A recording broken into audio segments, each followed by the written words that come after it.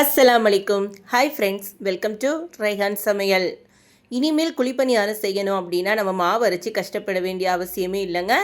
இட்லி மாவு இருந்தால் போதும், 10 நிமிஷத்தில் வெளியில் நல்ல கிறிஸ்பியாகவும் உள்ள நல்ல சாஃப்டாகவும் சூப்பராக குழிப்பணியாரம் செஞ்சிடலாங்க.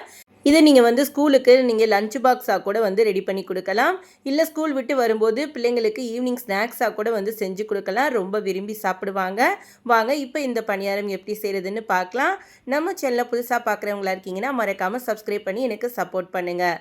ஒரு பாத்திரத்தில் நமக்கு தேவையான அளவு நம்ம இட்லி மாவு எடுத்துக்கலாமுங்க. இது நீங்கள் பழைய மாவாக இருந்தாலும் சரி, இல்லை நேற்று தான் அரைச்சி வச்ச மாவாக இருந்தாலும் சரி, ரொம்பவே சூப்பராக இருக்கும். நான் இன்றைக்கி ஒரு 4 கரண்டி அளவுக்கு நான் மாவு எடுத்துக்கிட்டேங்க. இப்போ இதுக்கு நம்ம தாளிப்பு ரெடி பண்ணிடலாம். அதுக்கு ஒரு பேனை சூடு பண்ணிவிட்டு ஒரு 2-3 ஸ்பூன் போல் நான் எண்ணெய் சேர்த்துக்கிறேன். எண்ணெய் சூடான பிறகு 1 ஸ்பூன் அளவுக்கு கடுகு உளுந்தம்பருப்பு, 1 ஸ்பூன் அளவுக்கு கடலைப்பருப்பு, அரை துண்டு துருவிய இஞ்சியும் ஒரு பச்சை மிளகாயும் பொடியாக நறுக்கி சேர்த்துருக்கேன். இதோட ஒரு கொத்து கருவேப்பிலையும் பொடியாக நறுக்கி சேர்த்துருக்கேன். ஒரு பெரிய பல்லாரி வெங்காயமும் பொடியாக நறுக்கி சேர்த்துருக்கேங்க. இப்போ இது எல்லாத்தையும் நம்ம நல்லா வதக்கி விட்டுடலாம். வெங்காயம் நமக்கு ரொம்ப வதங்கணுண்டெல்லாம் இல்லை, கண்ணாடி பதம் வர அளவுக்கு நமக்கு வதங்கினா போதும். இப்போ இதில் ஒரு கேரட் நான் துருவி எடுத்து வச்சுருக்கேங்க. அதையுமே இதில் நான் சேர்த்துட்டு இதுக்கு தேவையான அளவு நம்ம உப்பு சேர்த்துக்கலாம். இப்போ இது எல்லாத்தையுமே நல்லா கிளறி கொடுத்துடலாம். நமக்கு ரொம்ப நேரம் வதங்கணுண்டெல்லாம் இல்லை, கேரட்டுமே நமக்கு சீக்கிரமே நல்லா வதங்கி வந்துடும். 1 நிமிஷம் போல் நல்லா வதக்கி எடுத்துக்கலாம். அவ்வளோதாங்க, நமக்கு நல்லா வதங்கி வந்துடுச்சு. இப்போ கேரட்டு நிறமுமே மாறிடுச்சு.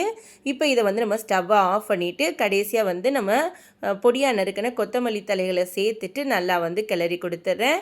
சிலர் இது வதக்காமலே சேர்த்துட்டு அப்படியே பணியாரம் சுடுவாங்க.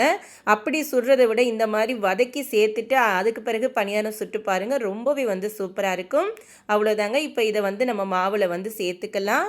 காய்கறி பிடிக்காத பிள்ளைங்களுக்கு கூட பார்த்திங்கன்னா இந்த மாதிரி நம்ம செஞ்சு கொடுக்கும்போது அவங்களுக்கு டிஃப்ரென்ஸே தெரியாது, விரும்பி சாப்பிடுவாங்க. இப்போ நான் மாவில் சேர்த்துட்டு நல்லா இதை நம்ம மிக்ஸ் பண்ணி எடுத்துக்கலாம். ஒன்றோட ஒன்று நமக்கு எல்லா இடத்துலையுமே நம்ம சேர்த்துருக்கிற வெங்காயம் கேரட் எல்லாமே நல்லா மிக்ஸ் ஆகிற அளவுக்கு நம்ம மிக்ஸ் பண்ணி எடுத்துக்கிடுவோம். அவ்வளோதாங்க, இப்போ நல்லா கலந்து எடுத்தாச்சு. இப்போ நமக்கு பணியாரத்துக்கான மாவு ரெடி ஆகிடுச்சு. இப்போ நம்ம பணியாரம் சுட ஆரம்பிக்கலாம். ஏற்கனவே நான் பணியாரக்கல் சூடு பண்ணி வச்சுருக்கேங்க. இப்போ அதில் நம்ம எண்ணெய் சேர்த்துக்கலாம். நான் இன்றைக்கி எண்ணெய் மட்டும்தாங்க சேர்க்குறேன். குழந்தைங்களுக்கெல்லாம் கொடுக்குறீங்க அப்படின்னா நீங்கள் நெய் சேர்த்து கூட நம்ம சுட்டு கொடுக்கலாம். நான் இன்றைக்கி எண்ணெயில் தாங்க சுடுறேன், அதனால் நான் தாராளமாகவே எண்ணெய் சேர்த்துக்கிட்டேன். நமக்கு பணியாரம் நல்லா கிறிஸ்பியாக வரணும் அப்படின்னா நம்ம எக்ஸ்ட்ராவாகவே எண்ணெய் சேர்த்துக்கிறணும். அப்போ தான் நமக்கு மொறுன்னு நல்லா கிறிஸ்பியாக வரும்.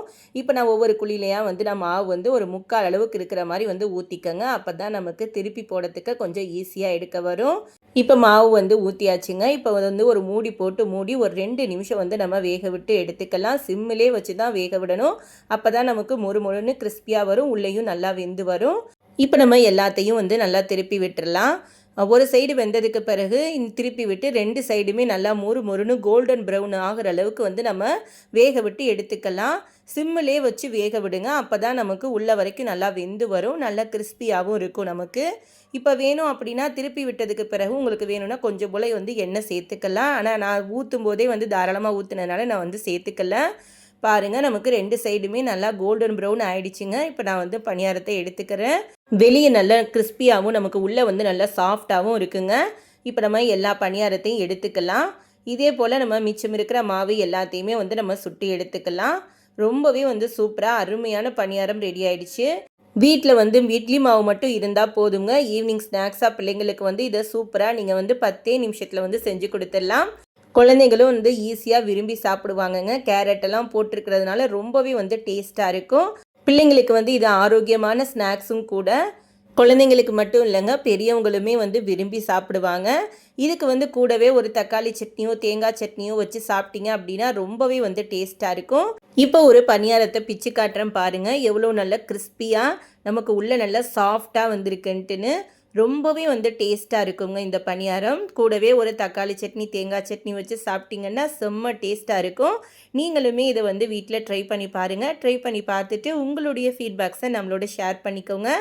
இட்லி மாவு வச்சு நம்ம ஸ்வீட் பணியாரம் எப்படி செய்கிறதுன்ற வீடியோவுமே நம்ம சேனலில் ஷேர் பண்ணியிருக்கோம், செக் பண்ணி பாருங்கள். ரேசன் அரிசியில் பஞ்சு போல் இட்லி தோசை மாவு எப்படி செய்கிறதுன்ற வீடியோவுமே நம்ம சேனலில் போட்டிருக்கோங்க, அதையும் செக் பண்ணி பாருங்கள். நான் டிஸ்கிரிப்ஷனில் லிங்க் கொடுக்குறேன். இந்த வீடியோ உங்களுக்கு பிடிச்சிருக்கும்னு நம்புறேங்க. பிடிச்சிருந்துச்சு அப்படின்னா இந்த வீடியோக்கு ஒரு லைக் கொடுங்க. உங்கள் ஃப்ரெண்ட்ஸ் அண்ட் ஃபேமிலியோட ஷேர் பண்ணிக்கோங்க.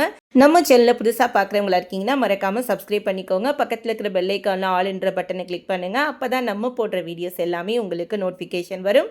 இன்னொரு புது ரெசிபியோட நாம் நெக்ஸ்ட் வீடியோவில் பார்க்கலாம். Bye friends. தேங்க்ஸ் ஃபார் வாட்சிங்.